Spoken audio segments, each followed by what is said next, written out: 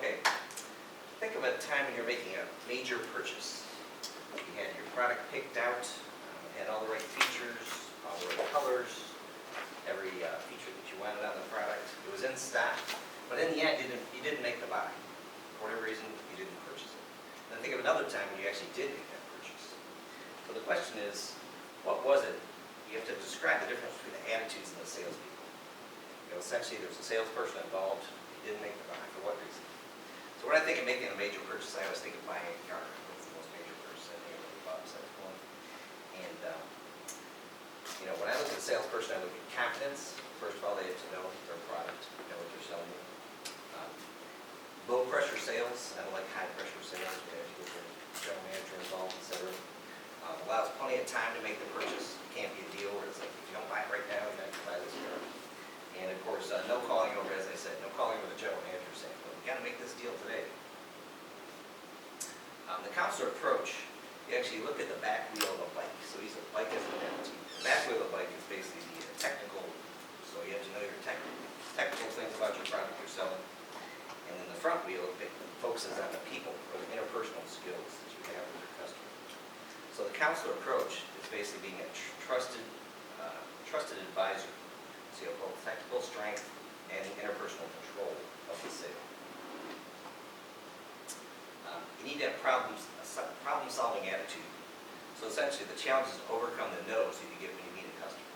So the customer is going to be thinking right away, no trust. How do I know that I can trust you in your company? Secondly, no need. Do I have a need for anything that you're selling? Thirdly, will any of your recommendations really help me? And then fourth would be no satisfaction. Now that I made the decision to buy, is it really worth it? And am I going to have like buyer's remorse? So as the salesperson, you have to learn to do relating. You have to relate to your customer, discovering what needs they have within the organization for your products, advocating to advocate the buyer to make a purchase from you. Then of course supporting once you do make that purchase, you have to support your customer. So the strategist in a salesperson is saying that I need to make a sale for myself and my company. Then the consultant approach says, by helping my customer address any of their business issues to make this sale. Building trust. In a way to build trust, you have to demonstrate credibility and using empathy to demonstrate that you can solve the buyer's problems with their company. So people buy from people that they trust, of course. And credibility is basically an empathy equal to trust. So the building blocks of building credibility are propriety, the ability to meet the customer's expectations of business, customs, and behavior of their organization. Competence, the perception, the capability, and experience to help the customer with their business issues. Commonality, the perception that you and the customer both have something in common, that there's common goals with this sale, that you have the same sort of beliefs and values. And of course, intent, the open declaration that you have interest in the customer's success, and basically your intent is associated with your motives. In relating with your customer, it's good to start out with what they call triple P statements. So these triple P statements stand for purpose. The purpose statement answers the customer's question on why are we here?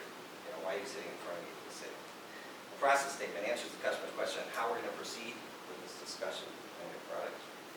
And then the payoff statement answers the questions, how will we both benefit from this conversation we're going to have? So as a real life example, a recent call with Bombardier, I had to talk to an engineer out there about a particular seal. So I prepared myself with the triple P statements. So basically I went, the gentleman's name is John Gee. So John Gee, thank you for joining the call. We appreciate your time. The purpose of this call, of course, is to discuss your request for a seal for your C-Series aircraft. The process, I thought we would start with some questions about your current seal and why you're looking for a new vendor for this seal. And then talk a little bit about the process of working a new development project through our company. Then, of course, we'll allow our engineers to discuss the proposal they have for a new seal for you. The payoff is that you will have a better understanding of how to submit and the process that works for a new development project with our company. And then, of course, you'll understand what our proposal is for your seal, and we'll both understand how we should proceed forward. And how does that sound to you? Of course, you guys said, well, that sounds great, Dan. What questions do you have for me? So by preparing in advance for this call, I basically laid everything out on how it's going to proceed. Then the Ben Duffy approach. So when you're relating with your customer, Ben Duffy is a famous story of an advertising salesman for a very small firm who's going to propose something to a very large tobacco customer. So Ben Duffy, in all his bewilderment of how I can approach this huge customer, he thought, I should put myself in the customer's shoes. So he came up with 10 different questions the customer may have of him. And interestingly, when he met with the president of the company, he also had 10 questions. So they kind of related, and of course he had answers for these questions, and he got business, otherwise there wouldn't be that. So basically, the Ben Duffy sales approach says that you should prepare, anticipate the customer's questions, prepare answers for them, so of course answer their most important questions when you have your meeting. So in a real life example of using Ben Duffy, we have a customer called LMI Aerospace who buys seals for MRJ. They basically had issues with failing a fire test, so it was a very confrontational meeting coming up. So we basically, when we met, I came up with some questions saying, I'm sure you're wondering what kind of new materials we're looking at to pass fire tests, how these would relate to your products, and then how we can support you with your customer who's obviously not happy. And then of course, how can we provide support to you and your customer for your program.